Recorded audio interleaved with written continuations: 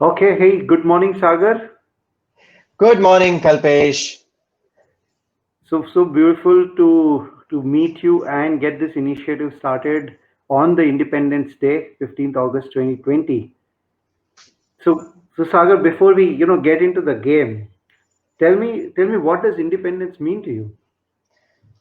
Before that, let me thank LinkedIn and show my gratitude for sharing us the opportunity to go live on LinkedIn. And it's been an absolute pleasure to be on LinkedIn with, starting my journey from 2008, but becoming LinkedIn local host in 2018. And then it's been a fabulous journey, the network, the people, the learning. I mean, LinkedIn has been a blessing right now. And trust me, Kalpesh, whatever I've learned in this last 2 years where I was super active on LinkedIn, that's been a very wonderful journey. I mean, meeting you on LinkedIn, of course, was a blessing. I mean, I have so much gratitude to you and LinkedIn for that. And yes, happy Independence Day, guys. I am live on LinkedIn to talk to you every week. And now to answer your question, Kalpesh, what is independence to me? I'll tweak it. Do you mean independence in terms of individual, independence in terms of financial, or being independent on your own time? So That's wonderful. really a very good question to understand. Great. So I'll say all the perspectives, Sagar, because it's about absolutely. what does it mean to you? So let's go. Let's first go. Knowing about life. So being independent or having independence in your own life is about you living the life the way you want. Now people have been linking it to passion, like work with your passion, go with your passion, find your passion. But passion comes to you. It's not that you go and find passion. It's not something that you will have a torch or a lamp in your hand and you go around and you find it. It comes to you.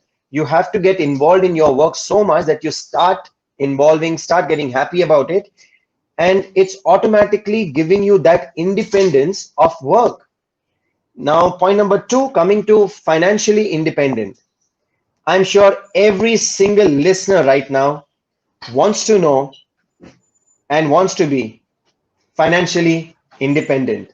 There are very amazing ways where you can get financially free, like creating your passive income, or doing something that you like, or creating your own courses online where you earn money while you sleep, or creating your assets, creating your rent assets, which can give you other things, or creating products such as books, or even creating a very good network, because your network is your net worth. And the last, what I said about productivity of being independent of time. Now, that is when you actually are productive. If you are productive enough, you are independent of time. Now, I may just give my example, or I may take your example that, I'm a VP at a public limited company. I'm a LinkedIn local host. I'm also going every Sunday to a community to help the children get educated there and in an orphanage. I'm also a board member at PSAI and also active guest lecturer at various B schools. Now, doing all this, I also spend time every day with my kids. Now, that is for me being independent of my time. I know I have to enjoy my time, and that's being productive. Wonderful. Awesome. I think, Sagar, that's a beautiful point that you mentioned, that your ability to actually do a lot of many things and also balance that with time with your family, and to do something that you really love to do. And I think that's a crystal clear example of, I think, relating to being a productivity explorer. I think I don't have any doubts of why do you call yourself a Sagar Amlani productivity explorer. So how is quality been so important for you, Sagar? Before that, we have got 9 people wishing us happy Independence Day, Kalpesh, to you and me. And I think we should wish them back happy Independence Day, guys. And thank you for joining us. It's been an absolute pleasure. Thank you very much. So yeah, and so when you ask me about productivity and the importance of productivity in my life. It started with the day, Kalpesh, going back to 2005, 26th July.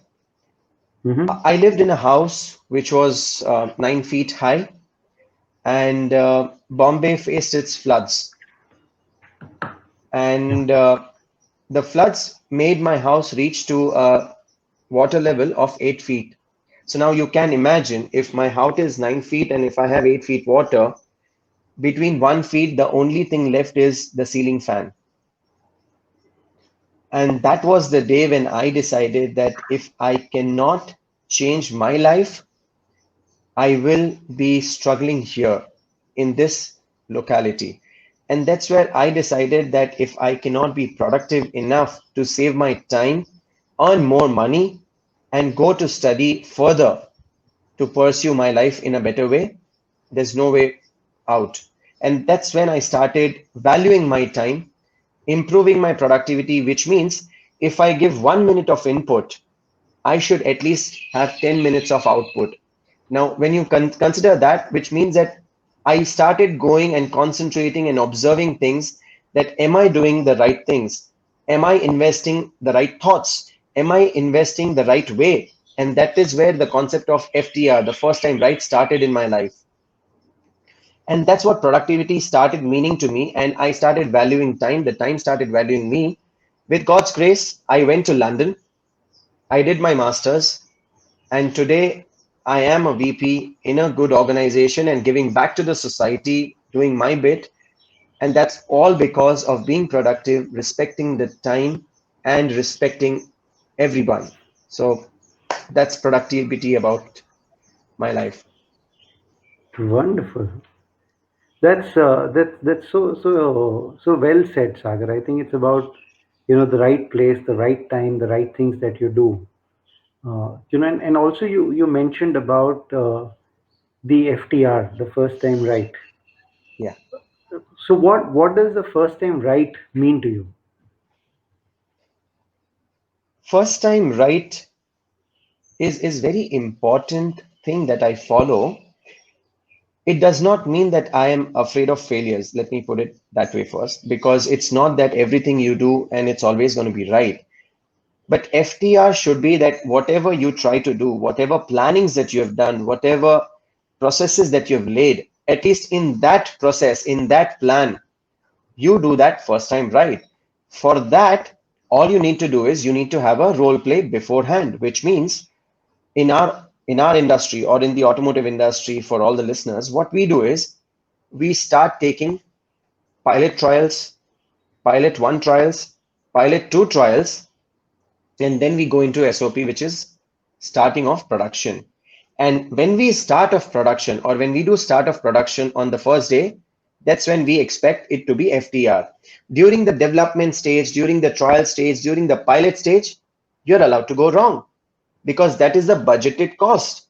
But when you are on the D day of launch, you need to be right. Like, for example, you and me worked out to understand the nuances of StreamYard, understand how the platform works. We also went on to different testing platforms. We did our trials. And today, when we are launching our LinkedIn Live, now we are live with people, we are talking to them, which means we are having FTR. We are not struggling right now to set up things. We've done our homework, and that's exactly what I mean, that you have to do your homework first, you have to do your trials first, you have to do your pilots first. So on the D day, you rock. Perfect. Harish Mehta, thank you very much for joining us. It's a pleasure to have you. Yash, Mansi, Pramod, Adi, welcome. Happy Independence Day to all. Super. Hey, great. And I think, Sagar, now tell me one thing. A lot of us have known you for, and of course, I was fortunate to know you a little more than others, if I may say so. But we've known you to be a master of LinkedIn, to really talk about the nuances and how we really improve our ECG on LinkedIn. Uh, and somewhere, you always also talk about productivity explorer or productivity or quality management system. Like, how is that connected, or what is that different side of you that maybe we have not explored enough. Fair enough. So let me link the ECG, LinkedIn, and Productivity Explorer in one example. So when I say ECG, I'm going to open this secret out now because most of the time I open it in my master close. ECG is engagement, consistency, and groups. If you have the right engagement, if you are consistent, and if you're in the right group, your growth and your success is guaranteed. Now, answering your question about productivity, you will be surprised and amazed to know that Kalpesh and all the listeners, I had 336 connections in 2018 October. Yeah. And that's when you told me that why am I not on LinkedIn? And I answered to you that LinkedIn is a platform for job search and I am happy with my job right now and I don't want to go for a new job.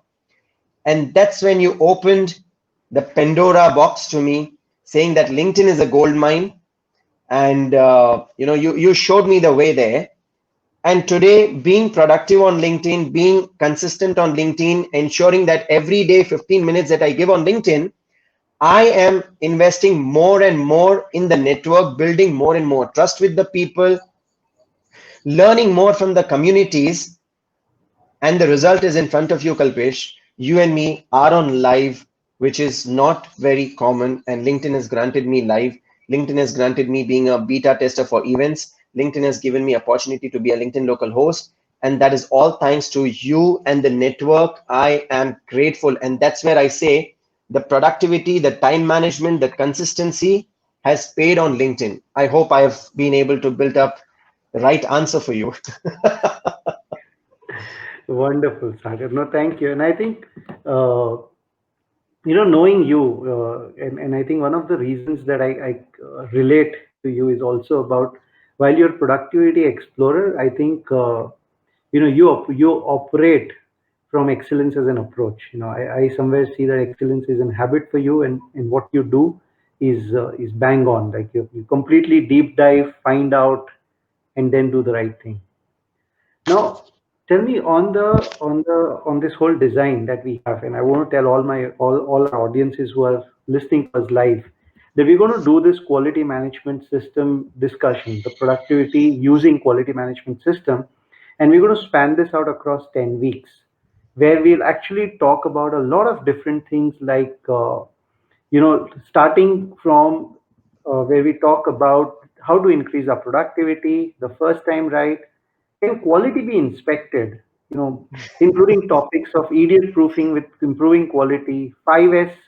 And I love, Sagar, what you mentioned, about the 5S for electronics, 5S on schools, 5S for organizations. And we're going to look at all these different dimensions. So, Yeah, so yeah. for all our listeners, ensure that you stay tuned. Thursday, 5 p.m. You block to listen to this conversation, and not only for you. If you will be able to listen to that with your team, with your if you're professor, with your students, management school guys, the business owners. And I think I'll invite all of them to stay tuned, because this is going to be something as a contribution from Sagar on his experiences of using productivity and using quality management systems to achieve success in whatever you do.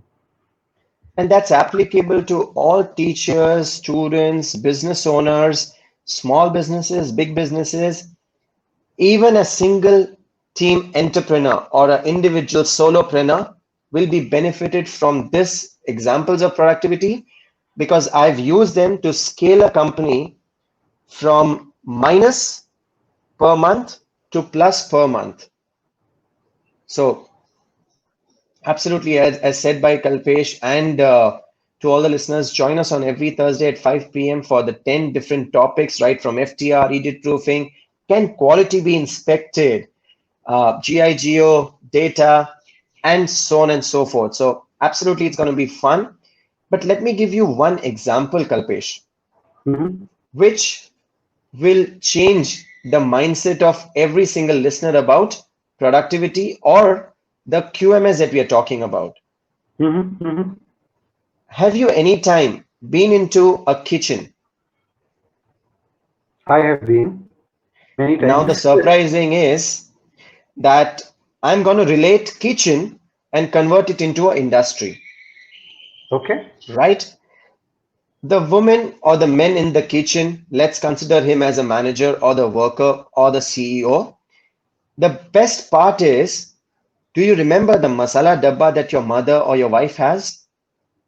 Yes, I remember. Right. So I'm going to talk about 5S in relation to that masala dabba. Now that's going to be very interesting because every single person knows that kitchen is a place, mother is a cook, but how many of us know that mother, woman, wife is the master of 5S? Now let me explain it without any more delay. So the masala dabba, if you open it up today, you will see that it's got five, six things with different spices, and they are perfectly set in order. And every time you go in the kitchen, if you're not a regular kitchen goer, you will have your wife coming out as an instructions. Take the things from the place and put it at the right place. And dare you, if you change the things in the dabba from one or two places, she will know it in 5 seconds. Now, why is that happening? Is because that masala dabba is basically a 5S system for her. And 5S system is nothing but a system of standardization, system of sorting it out, system of shining, system of stabilizing, and creating a system, which means she has created a dabba. She has put up a system that these are the things going to be in there. Every Sunday, you will find your wife and a mother, wife, mother, or anybody who goes and cleans that dabba every 15 days, every month, or every week. And that is sustainability for her. And then she standardizes it. And then she also ensures it that you follow it, which means she sustains that by giving you standard operating procedures. Of course, not the written ones, but the verbal ones. So if you think that if masala dabba can be an example of 5S and it improves the productivity of the wife while cooking, she doesn't even have to think where the things are and she takes it. Imagine if I teach you simple things which can go in your workplace, your productivity will go 10x. Don't you agree, Kalpesh? Oh, that'll be awesome, Sagar. Tell me. I'll love to hear. Fair enough. So now coming on to the industry experience. You have a mobile phone, you have a landline phone on your office desk. Let's assume that you are a righty and office has given you a phone on your right hand side. You're picking up the phone, and while you're talking, if you have to write, what you do? You will have to shift it to your left ear and then write. Yes. Now, if you keep your phone on the left and pick the receiver on the left for every single time, you don't have to look or you don't have to change. You still can write with your right hand and do it. Now, that is a very simple example of being effective. Just holding it on the left hand side every single time, you are ensuring that you have a right hand free to write your notes. Of course, nowadays we have Bluetooth, we have earbuds, and we have many other things. But this is one simple example because landlines are still used in many of the offices to get a better conversation. So that's one example. The second example I will give you in a setup of pizza. How many of you go to have a pizza? Not in the quarantine, of course, but before quarantine. I'm sure everybody once in their lifetime went to go and have a pizza. Isn't it, Kalpesh? Absolutely. I'm just waiting to go Okay, back so to let's my bring the favorite pizza. pizza. Let's bring the virtual pizza and have a mouth watering session as well. So now when you go into a Pizza Hut and you order a hot pizza and you say that I want pizza exotica, but the Mhm. person comes after 35 minutes and delivers you a cold pizza, what would be your first reaction, Kalpesh? So I would be pissed off. I would You would be be, pissed off, or you would politely give it back, right? yeah, I'll be Now, like, yeah, disconnected, no, disengaged. now here there are 2 points. One is being effective, one is being efficient. The person was effective because he has heard your order and got you the pizza. but he was not efficient enough to get you the hot one. The second thing, the second time when you go, the manager has got your feedback and he has trained that person, and you go in and you say, okay, yeah, bring on the Exotica pizza for me, please. This is my order. You have paid and everything, and you go and place it there. And he immediately runs to you with a hot coffee.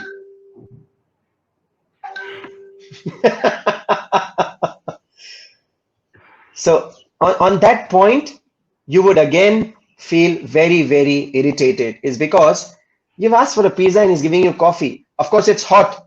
So he will say, no, no, sir, it's complimentary from the chef.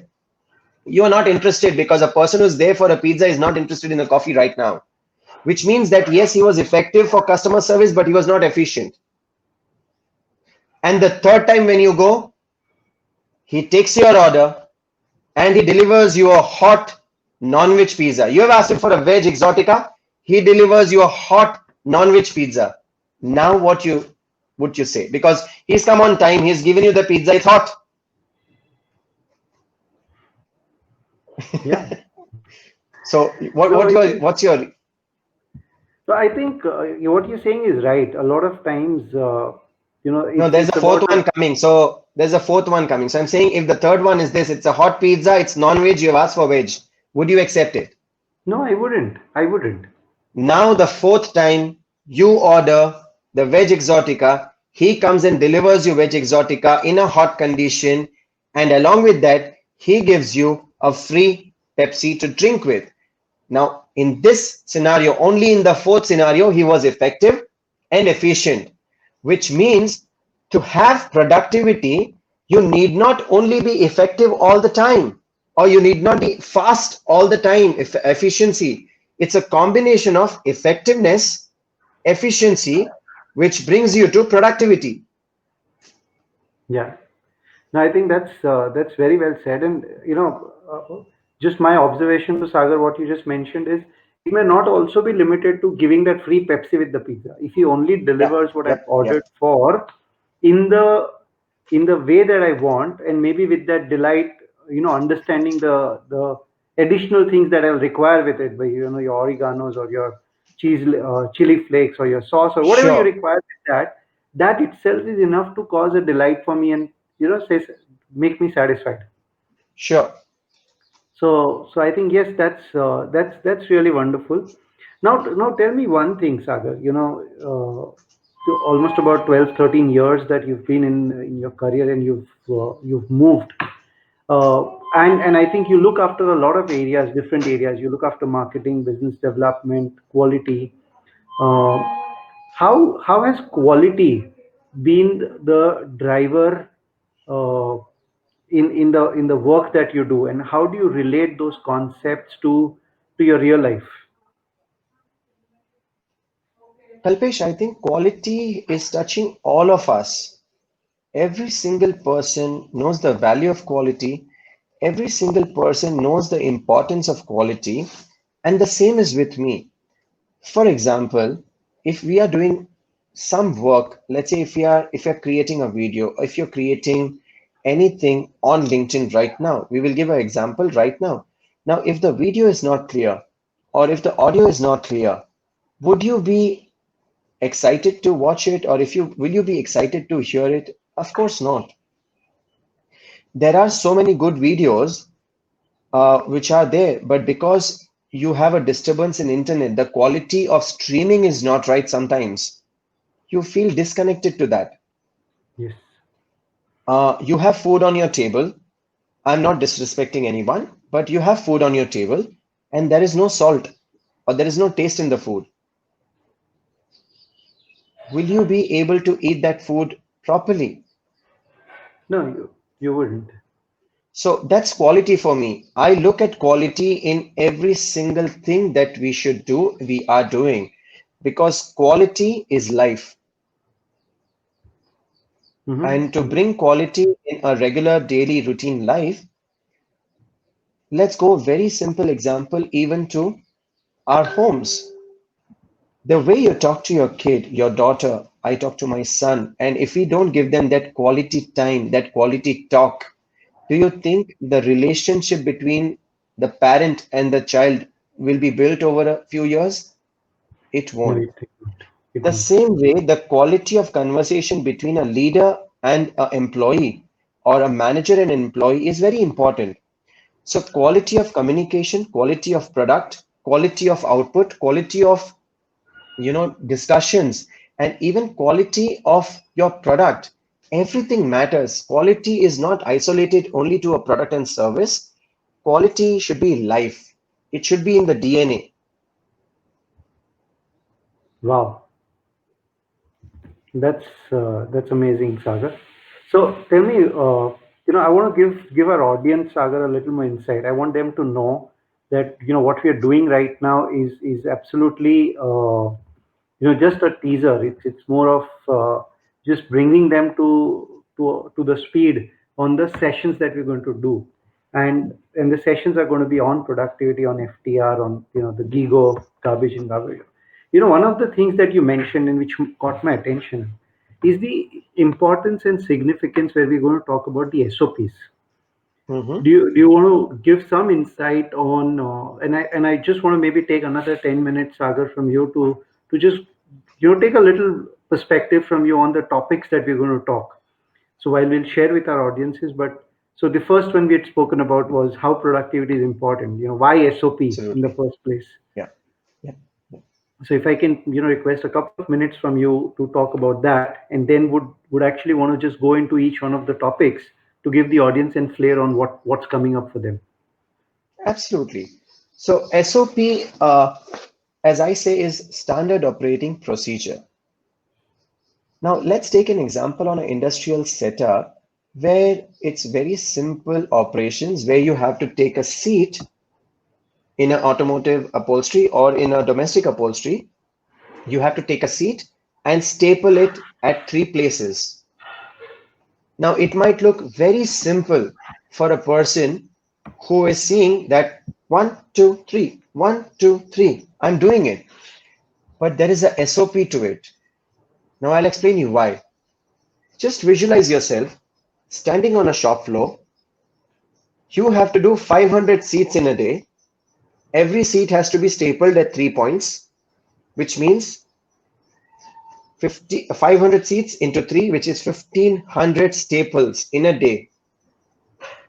If you are holding the seat in the wrong way, or if you are stapling it in the wrong way, your wrist has 100% chance to get damaged. For which the simple SOP is stand at the right hand side of the table. The left hand side, you have the stapler which is coming top down. You should not hold it like this. Hold it like this and keep stapling. Because when you do that kind of stapling action, your wrist is at no loss. It does not pain. So a very simple thing like stapling a seat is a very simple thing, but when multiplied over a time without a standard operating procedure will cause fatigue to the employee. Now that fatigue will result into poor quality of staple. That fatigue will result in loss of productivity, and that fatigue will also result in rejections.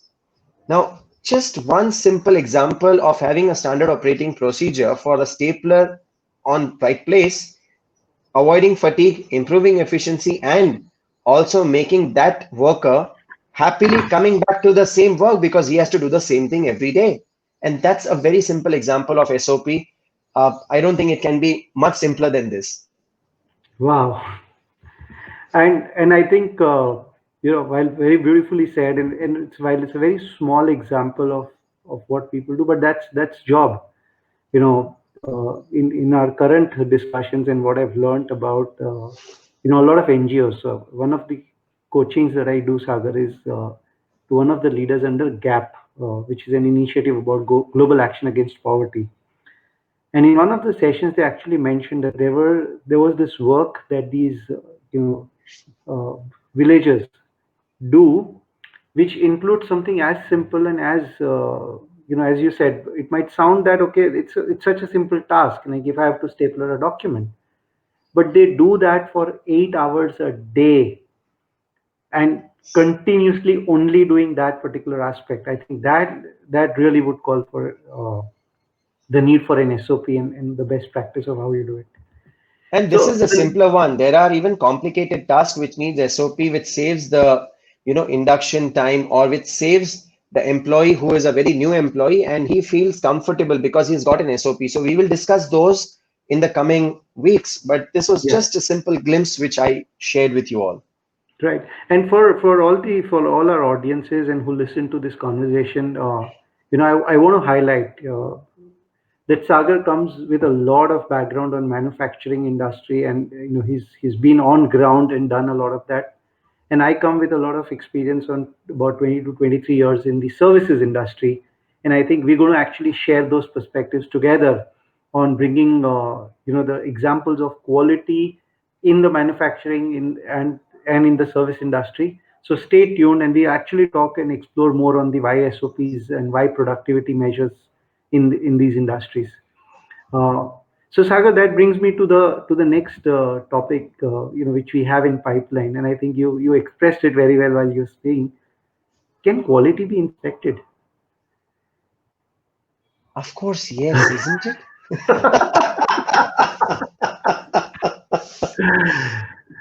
But there is a cost. So every single time you are inspecting quality, you are actually doing post-mortem. Hmm.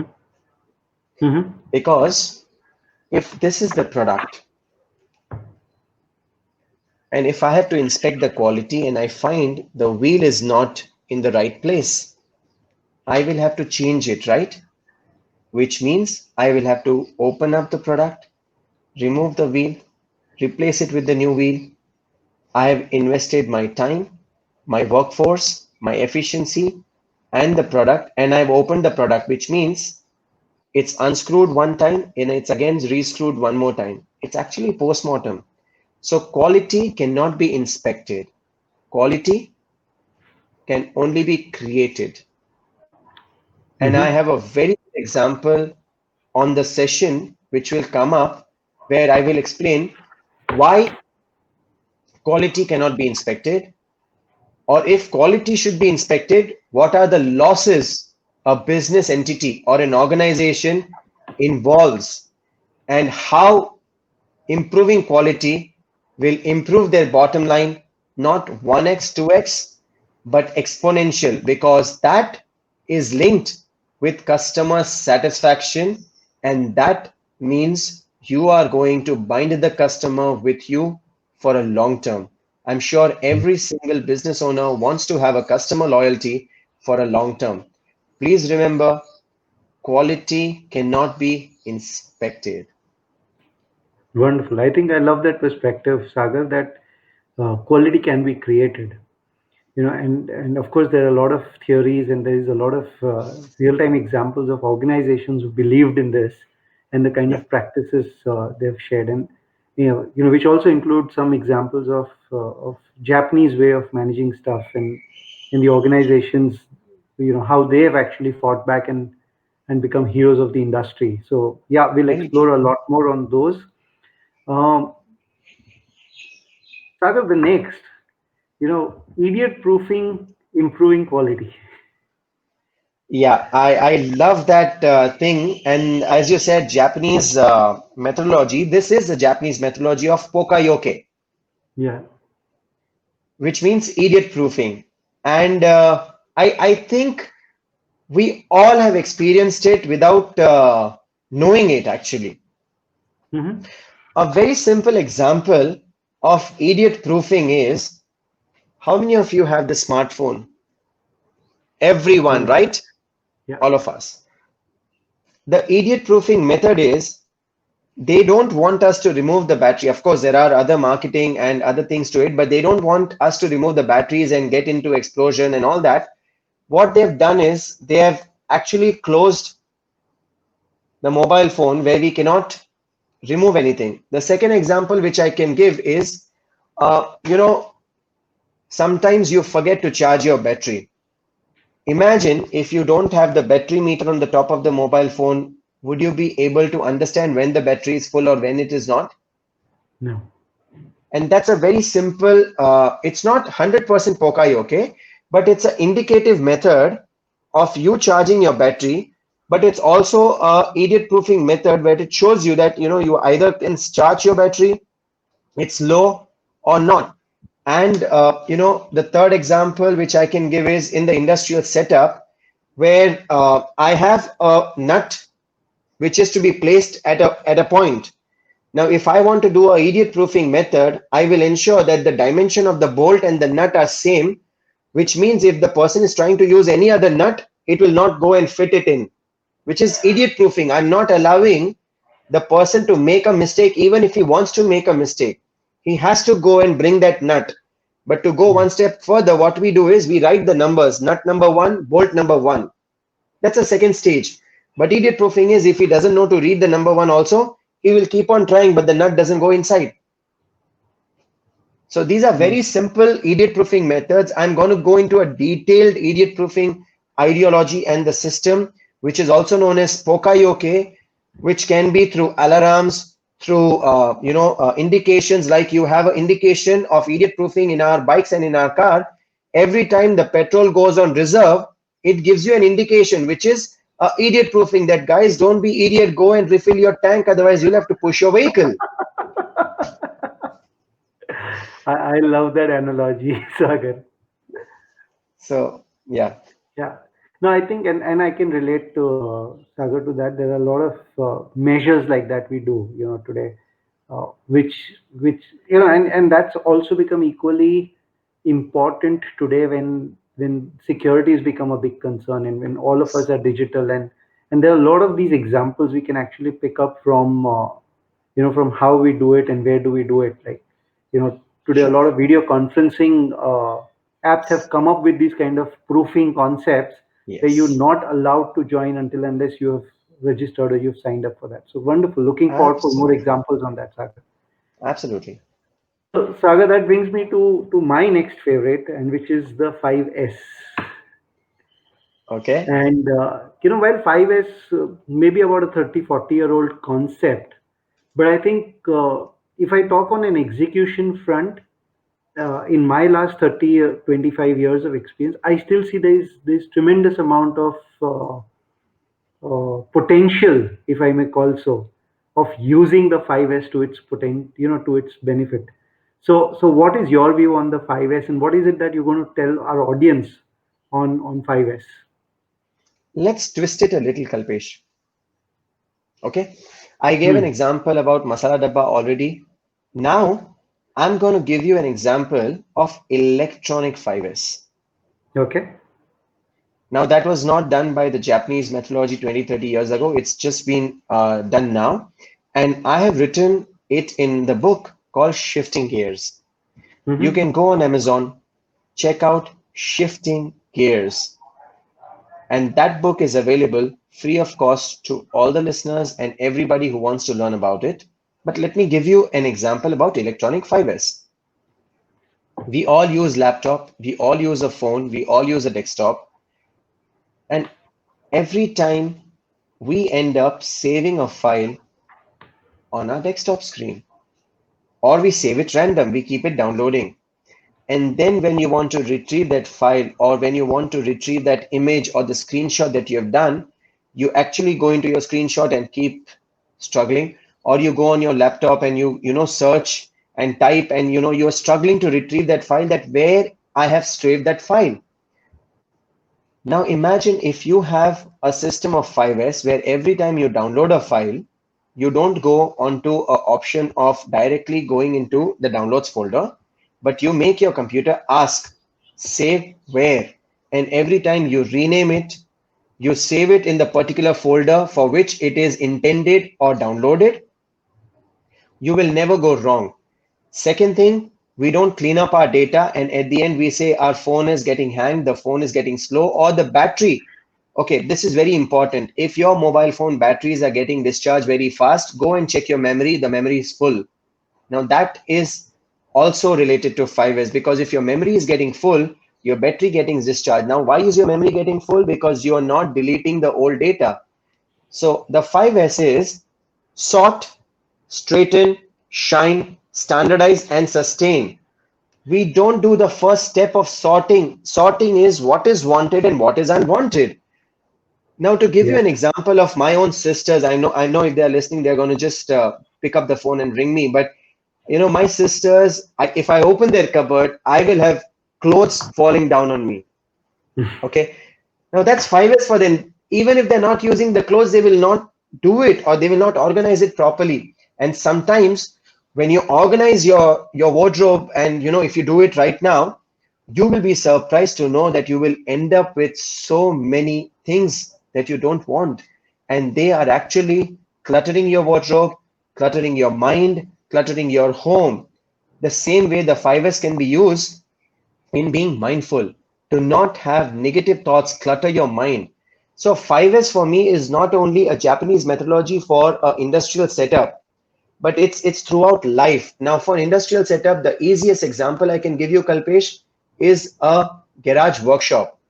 Any roadside garage workshop that you go, he at the back will have all his tools assigned a designated place, aligned in a proper way, and you will never find a mechanic running to find where is that spanner that he needs to open your bike. He exactly knows. He will get up with confidence, go back, pick it up, do your work, and if you are interested, do not go once your work is done. Wait at the workshop, just observe what he is doing. He will pick up everything that he has used for your maintenance, the bike maintenance or the car maintenance, and he'll place it at the right thing, which means he is following 5S without even having the knowledge of it. Wonderful. That's the beauty of 5S. We all follow Wonderful. it, but we don't relate to it. No, and I think the best example which I've used is even a 5S in your wallet. Yeah, I have. I know that many men and I've seen wallets which are so thick for people and they keep carrying it. And if you actually look at or ask them to identify or do 5S on their wallet, they'll find out 80 to 90% of the things actually don't belong. You don't need it in that wallet, but you still carry it, and the fear of, no, this might be required at some point in time. I mean, you have something which you have not seen for last 5 years, but it's still lying in your wallet because it needs to be there and you've not taken the. So I think with 5S comes a lot of discipline as well. I've done a Pokayoke for that wallet 5S. Are you interested to see that? Of course, of course. This is how my wallet looks. Okay. So it does not have any other space where I can keep anything. All he had is a click button, which will give me my credit cards. That's it. Because all you need now in the digital age is your credit card. And if you need your license and anything, it has got a space at the back. And it does not have any other space for me to put any other thing, which means I've done a Pokayoke for it by going for a slimmer wallet, a RFID wallet, of course, which is now going to be needed for everyone. And I'm safeguarding myself from the clutter. So that's a mixture of 5S and Pokayoke. Awesome. Beautiful. Well said, Sagar. So, Sagar, I think we have 2 more minutes. We'll Sure, want to sure. close the session today, but for the audience, just wanted to know that while we spoke about these, the other topics that we actually going to talk and which will be interesting for you is on data analytics, on data dashboards, Yep. the garbage in, garbage out. We'll also talk about data intelligence. How one is about collecting data, but the second is about how do you actually make intelligence out of it. And the next topic, which is very close to Sagar's heart, especially if I can call, is about how do you create autonomous work culture to create symphony. And I think that's Yeah. the theme which will keep going Run on. through. We will Yeah. run through for on the same for the next 10 Thursdays. We're doing this as a launch today on the Independence Day, but it is going to be Thursdays 5 p.m. uh, you'll get to hear Sagar and me, we both having a conversation and building the whole quality management system for all of you.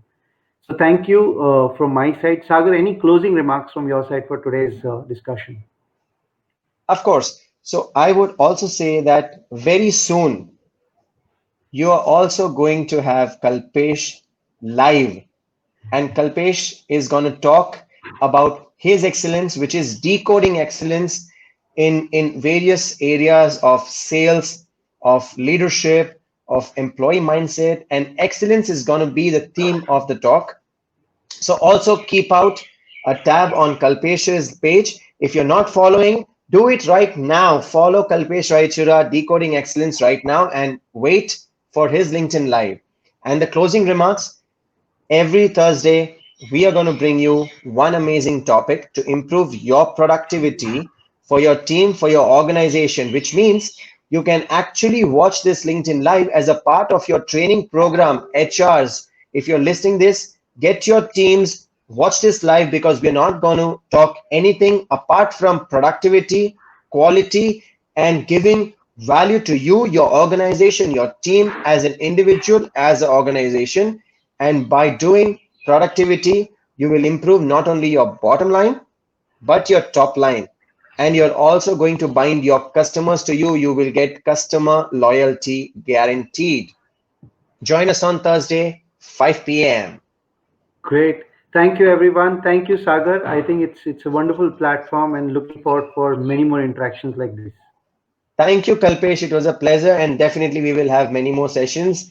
Bye bye. See ya. Happy Take care. Independence Day. Happy Independence Day. Stay here. Stay safe. Stay connected. See you all. Bye bye.